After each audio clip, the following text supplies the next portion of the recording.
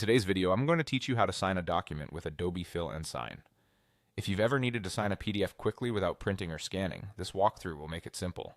All you need is the Adobe Fill and Sign app on your device and the PDF you're ready to sign.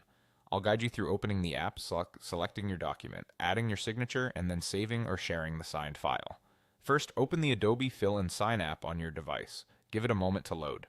If this is your first time using it, you might see a brief introduction or a permissions prompt. Just continue so you can start working with your file. Keeping the app up to date can also help avoid any hiccups. Next, open your document. Tap Select a Form, then choose the PDF you want to sign. You can pick one from your device or any connected storage location. Take a quick look through the pages to make sure you've got the correct version and to spot exactly where your signature needs to go. This quick scan helps you place everything accurately the first time. Now tap the Signature tool. Look for the pen icon. This is where your saved signature lives, and it's also where you can create a new one. If you've already saved a signature, just select it. If not, create one now by writing your signature with your finger or a stylus. Keep it natural and legible. If it doesn't look right, clear it and try again until you're happy.